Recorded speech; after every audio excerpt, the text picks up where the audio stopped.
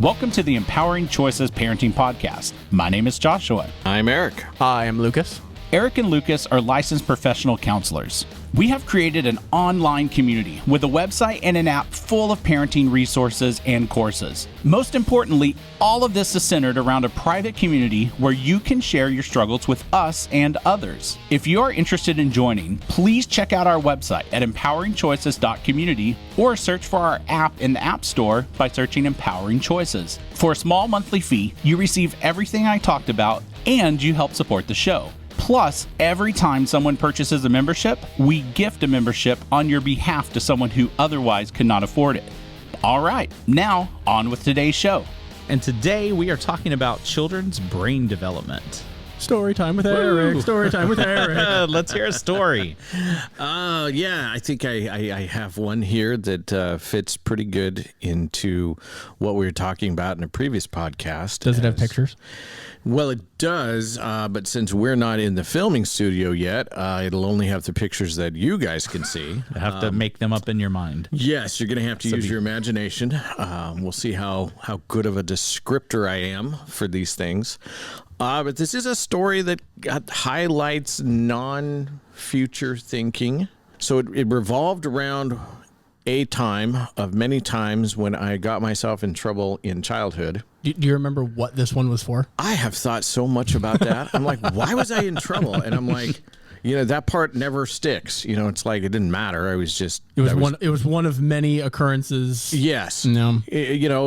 My dad didn't know what I had done, which means he didn't figure it out. It probably was something to do with my brother because I was not very nice to my brother, and whatever it was, I was now on a Saturday morning sitting on a stool in his leather shop, and I was just kind of out there until I was going to talk. Well, and I don't think we've explicitly talked about, it's in the documentation of this was your dad's MO of if I don't know what you've done, I'm going to find out, and you're kind of temporarily in trouble while that investigation takes place. Right. If I'm recalling correctly. You were on a suspension of normal privileges, so to speak. It was kind of like when the police tell someone don't leave town, only it was more framed of don't leave your room. Right, or don't leave that chair. You're not free to go. Right. I was not free to go, which, it didn't bother me at first.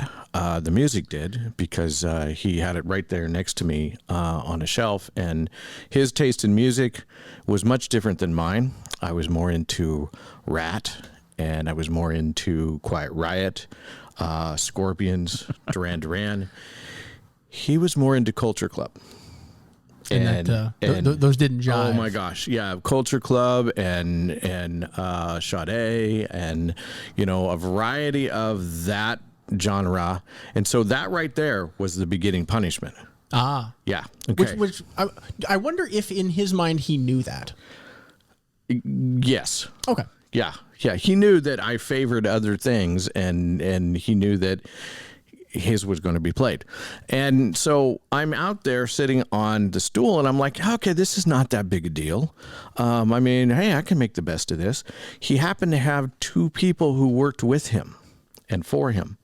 And so they're out there, and Alan and Tim, and they're working, and I'm like, hey, yeah, I'll just kind of talk. Did you just say Alan and Tim? Alan and Tim. Not Tim Allen? Tim Allen? Not Tim Allen. Yeah, okay. we want to get specific. It's not Tim Allen. Okay. Alan and Tim. And they're working on leather. They're working with leather. They're making things. My dad had an elaborate shop because he was a master carpenter. And so I started to kind of just interject. Mm-hmm. And they would quickly get caught up into that. Mm-hmm. And then my dad would say, okay, no, he is not to be talked to. No talking to the prisoner? Yeah. And I was like, crap. Okay. So that just, put up a boundary. And Tim was the easier target, because he was an extrovert. And, so a few more, throwing out. And he would start catching himself, and then he would, just stop talking to me. Mm-hmm. And I'm like, well, that's still no big deal. I cannot talk and help at the same time. And so I was, coming down off the thing and helping and doing what I could. And then my dad would send me back to the stool and say he will not help. Mm-hmm. Because that wasn't why you were there. That wasn't why I was there. And so now I'm really cornered. And my only thing is to look out the window. And listen to this delightful music that's playing very close to your head. Yes. Now, if you're familiar with the fictional character of Tom Sawyer, that characterized a lot of my childhood, which sitting in one place is never a good thing. Not for your mental state. Oh my gosh, no. And so I'm sitting here and I'm going, oh my gosh, how long can this go on? And I'm staring out the window at the same lawn that doesn't seem to want to grow fast enough so that I've got something interesting and engaging to at least distract myself with. And, you know, since we're kind of on the edge of town and very few animals, though, that will come through, I'm kind of stuck here. And as the hours ticked by. And of course, you were not going to tell your dad what you had done that he was trying to investigate. Oh, gosh, no. Right. Because, I mean, that would have been one solution to get you out of your predicament. Oh, yes. But that wasn't really on the table. Into a much worse predicament. Oh, okay. Well, frying pan fire scenario. Pretty much, yes. You know, because at this point, if you haven't, you know, kind of, you know, fessed up to it, once he finds it out, then your consequences are going to be, you know, much worse. So I already knew I was in the red. And whatever it was that I had done, if he knew about it, I'd be way in the red for a good 6 months.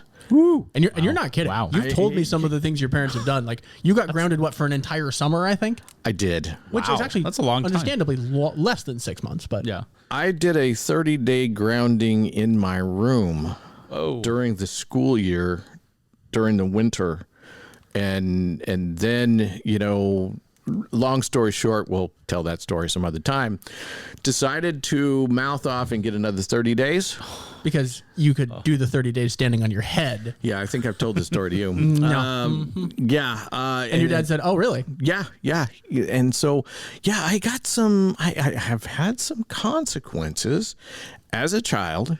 And looking back, I needed them, including this one, you know, and because as I'm sitting here, you know, and mom brought out lunch for everybody and I eat the lunch right there and, you know, I'm still sitting here and it had to be around 3 in the afternoon. And my dad he just looked up at me and he said, okay, well, it looks like you're not going to talk. So go ahead, go back inside. And if I do find out, you know, there's going to be some big consequences. Right before he said that, I was sitting there thinking, oh my gosh, this could last forever. I don't know how to do this. I've never been in this position before. And I'm looking at the clock because that's another thing. Clock's up there. So the clock is a part of the tool of this type of, you know, kind of a timeout type, you know, consequence. And I'm thinking to myself, I don't know if I can last another 30 minutes. Mm-hmm. I'm going to have to talk because he could, in my mind, he was going to bring me out here every single day. For the next forever. And this was summer. And he could. And he could. And I'm going, I can't do this. This is not, I'm sitting here antsy on the stool. I'm sitting here, you know, and they're telling me to stop tapping. And I'm like, I can't stop tapping. You know, I'm going to explode. Oh my God. Yeah, it was a brutal pressure cooking moment. And so I'm going to throw this out there. It wasn't anything that was traumatic. It was just a brutal pressure cooking moment that needed to be there. It was stressful, but not traumatic. Right. And so as I walk out the door, I'm thinking to myself, oh my gosh, that was close. Oh my gosh, he almost won. How did he not know he was so close to winning? You know what? We're not going back to that. You know, and so whatever it was I did, I either made sure that I'm pretty sure I made sure I just didn't do it again, you know, because this was a new tactic, you know, and so this story comes out of your dad sprung something new on you that you hadn't dealt with before. Yeah, I hadn't dealt with before, so I didn't know how to ready for it. Not that I could have, because that's what I'm sitting here evaluating from the shop to the house, which is, you know, like 50 feet, you know, and I'm going, what do I do to prepare for this in the future? And I'm like, don't go there. You know, and one of the reasons why I'm bringing this up is that, you know, some of the, you know, popular parenting type material is that things like timeout or loss of privileges or consequences, unless they're natural consequences, that they don't change any behavior. Yes, they do. Well, and as we've been saying, these are all tools. Yes. Right? Yes. Nothing's magical. There's no magic bullets. Exactly. But it's a tool that works. You have to know your child. I was a child who could tear up verbally and mentally any adult I could come into contact with other than my father. And I did it at school, and I did it in the community, and I did it at church, and I did it. And so it's just, I had to have a certain type of tailored tools that were going to work with me, because if you were just going to say, you know, here's your little consequence, I'm like, I can do that easy, and, you know, I'll just get better at not getting caught. Or, really, you just want to lecture me? Fine. Okay, where do I want to go in my mind today, you know, while that's happening? And this was a different tactic. This was a tactic that he knew was going to affect me. And what I learned about it is I couldn't see past this moment, this time in a futuristic thinking. You know, as an adult, you know, let's say an employer, you know, brought me in and said, you're going to sit in that chair and you tell me, you know, what I want to know. It's not that this hasn't happened. It was resources that I had in my mind, and they were like, you're going to tell us what those resources are, because, you know, you work for the county, and the county owns everything in your brain. And you're going to sit there until you tell us. And I'm like, well, day's over at 5. We have a union. Right. Good luck. I'm a union employee, Yeah. and I have a lot more experience, and I know how this works. Right. And Which at yours- 5, I can walk. So, you know, let's see how that goes. But however old you were in your dad's leather shop, you didn't have that experience or mental development or logical long-term thinking to even have those thoughts. Because a kid doesn't. Right. And that's a part that we really want to stress that to you as parents, because another part of, you know, the popular parenting thinking is that you can just rationally share with your children what the situation is, what the problem is, what the natural consequences are, and they will make the right decision. They don't drive because developmentally they're not there yet at 8. They don't think like this because developmentally they're not there at 8. It's a skill set they don't have. It's a skill set that they don't have yet because the brain has not developed that. That's why when they came out as infants, they didn't, you know, say, hey, get me some clothes, get me a hat, get me a briefcase, where are the keys? I'm going off to find a job. It's, you know, it's what's that little movie, Boss Baby? Oh, yeah. Yeah. Yeah. I mean, It would be something. right. I mean, that would be, that does right there say, you know, irrelevant for parents. I mean, they're out, they're good, they're gone. Animal Kingdom does this in different species. Right, depending on the development and of the Turtles lay creature. eggs. They don't go back. You know, I don't know of a breed that goes back and just, you know, helps to usher their little baby turtles into the sea and shows them how to do all of the little things that little turtles are going to do. Alligators, when their eggs hatch, they do go back and they get them and they nurture them to a certain degree. But it's not the same with human beings. We're not just born with those skill sets. Right. And so a lot of modern parenting is treat them like they're born with those skill sets. Right, which don't come online until age 20, 25 in their kind of fullest development. Yeah. Fullest development. Yeah. And as I said before, from age 0 to 25, the meter is slowly It's moving. continually going. Now, it doesn't mean that you won't take a moment and talk logically with your child at different stages throughout their growing up. That part is needed to help that development moving forward, but you can't see them as adults and adult thinking. You know, when I'm working with an adult and we're talking about a past trauma, you know, the adult, I have to remind the adult, listen, you're looking back. And we have this ridiculous saying that hindsight is 20/20. It's not. Here's why it's not.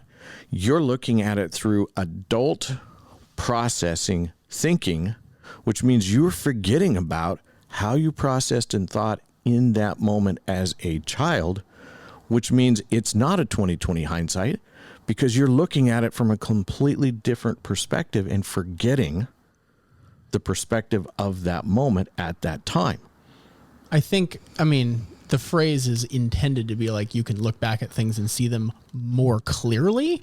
And in a way that is true, but you're also emphasizing the like, in the moment you didn't have that ability, so you can't think about it that way.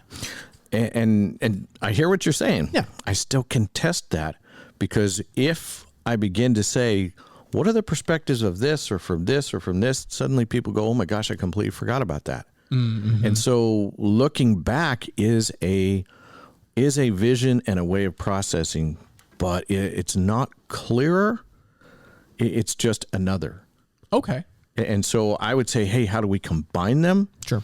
You know, because what is that saying that we have? The truth is, you know, three things: what you saw, what I saw, and what really happened. Oh, right. Yeah, I have a police officer client who will say there's three versions to every story. What he said, what she said, and what really happened. Exactly. Yeah. And so in the present, we have that understanding, but not from the past. Yeah. We don't apply that, you know. And so, you know, this is just kind of a story to show, listen, as parents, this is a tool that you have. Your children don't have future thinking yet. And so that goes to your advantage as a way of being able to work with them and raise them and nurture them. Right. So we're getting into, this is ended up being a further example, particularly from your life and your story, about what this looks like, how this plays out. Children's brains are not adult brains. And then we're going to continue this little line of reasoning and get into more of the nitty gritty, like interventions as a parent. Well, the one from your dad was one example, right? That was how he used a tool in accordance with your developmental level to try to bring about a good result, right? Right. You didn't think it was a good result at the time. You're like, no. Right. But from his perspective, he's like, no, that thing that I know you did, because I know something happened. Right. You confessing to it, you getting consequences for it, being disciplined for it, would ultimately be good for you in the long run, which is also probably another example of in your child brain at the time, that wasn't on the table. Oh, no. Like, no, this isn't good for me. Are you kidding? Right. No, and that's a part of it is that a kid, you know, I don't fault kids because they are impulsive or they're emotional or they're adventurous or they want to touch the glowing burner on the stove. I don't fault them for that because that all goes in line with their development. You know, I was very adventurous. I spent as much time outside in the neighborhood, you know, doing Tom Sawyer type things, literally doing Tom Sawyer type things. Oh, sure, right. We got stories here, you know, and loving life. But I needed to have an understanding of values and principles and how they worked out as I'm out there interacting with people, you know, and so my parents have to pull me back and they have to say, yeah, that's not okay. You know, and here's why that's not okay. And now here's your consequence. And then when I would go back out there, I'd be like, it may not have been okay, at least they said, but it was fun. And then I'm like, why do I want that consequence again? Hey, Andy, let's go play football. And that's the beginning. I mean, there's varieties of people that talk about stages of moral development. Right. That's kind of the first one of, I don't do the thing because I get in trouble. Right. And you want to get to the final stage where it's like, I don't do that thing because there are reasons why I don't do that thing. And I understand them and they're complicated and I can discuss them. Right. I don't drive 85 on the freeway, not because there's a sign that says don't drive 85 on the freeway. Right. But because I don't want to pay $500 in a ticket. Now, as I get older and I go to a state that might, you know, allow me to drive 85 on the freeway, I might be going, I don't want to do that because when the car loses control and rolls, or the tire blows out and it rolls, I don't want to look like those pictures. So that's another part, like medical consequences of potential behaviors. But if you notice, one is I just don't want to pay $500. Yep. That's the first building block, which is why when a parent tells me, listen, my child is not doing something because there's a consequence, not because they've come to the thinking of, well, I don't want to do it because it's not good for me. I'm like, I'm good with where they're at because that's actually a stage of development. Right, because you tell them, yay, Exactly. step one, Right. continue to apply step one until you get to step two. Don't stop applying step one. Exactly. And a part of their thinking is continuing to go. If I have for lunch, some form of like a chocolate cake, that's in there, I'm not going to actually go for the chocolate cake before I go for what's in my lunch. But when I was 6 and 7 and 8, You certainly did. oh my gosh. What cake Dessert is my first. dinner. You guys have liver. I'm good with cake. And I was not going to understand that. So your parents had to apply Yes. external structure Yep. to tell you lima beans first. Wait, bad example. Oh man. Different story. I hate lima beans. Liver first. Yep. No. I wasn't crazy about that either, but they did. They instituted, okay, we've got the 4 food groups, and we have a dessert, which is a reward for eating the 4 food groups first, yeah. which included the broccoli, which I don't mind. I like it. But even when, we would sneak into the dessert before, the other things, then dessert was off the table and out of the house. Physically. Until we were ready to comply with the way the structure was. That's another podcast right there. And the structure was, this is the way you need to do it, not because you understand it. I didn't understand the difference in my healthy growing in my body between cake and broccoli. I mean, if broccoli tasted like chocolate cake, I'd been good with it. But, then it's still just made out of chocolate. That's not the way it works, is it? That's not Broccoli the way it doesn't works. taste like chocolate cake. Right. And so I had to have them step in and say, no, this is the way we're going to do this. Now, as I grew older and I gained more of an understanding of what different foods do to the body. I still love chocolate cake. I mean, Josh, just the other day, we were talking about, we need to celebrate with cake. Exactly. And I still haven't stuff. seen that cake yet. But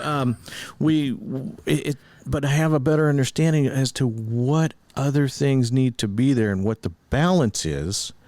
And more of that's going to come after the brain shift later in life, but I've applied these things in my own home. I've applied these things in my own parenting. I've had grade school teachers take me aside and go, can you explain to us the secret as to why your child is the only child? I'm like, oh my gosh, what did he do this time? Because he's kind of like me, and, in preschool, he's throwing books across the room, Good arm. Good arm. Nice. Oh, was it good arm? Yeah. And I'm thinking, oh man, okay, let's brace for this. And she goes, yeah, can you explain to us why he actually takes fruits and vegetables and salad for lunch? When no one else is, they're just taking the hot dog and the cake at the end. The teacher said, you know what? Some of these kids, they come back and we think there is a pizza under the ranch. We think. We really don't actually know. But your son, he takes like all these healthy things and he puts an appropriate amount of salad dressing on it. And we're like, how'd you do that? What's your secret? Training. I'm like, oh my at gosh, home. my dad was my secret. And, it's like, okay, well, this is what we do at home. And they're like, we never thought of that. I'm like, oh boy, okay. All right. So, I mean, it's the thinking is there. It starts off in a certain way and it grows. And we as adults and we as parents have to understand what that is to be able to understand the foundation of parenting. You've been listening to the Empowering Choices Parenting Podcast. If you have enjoyed this show, we would encourage you to visit our website at empoweringchoices.community. For a small monthly fee, we offer a website full of parenting courses and resources. You also have the ability to connect with parents going through the same struggles you are in a safe and private environment. Every time you purchase a membership to our site, we give away a membership to a parent in financial need. Help yourself become a better parent while helping others gain access to important parenting materials by supporting our podcast. Check us out at empoweringchoices.community or in the App Store by searching Empowering Choices. We'll see you on our next episode.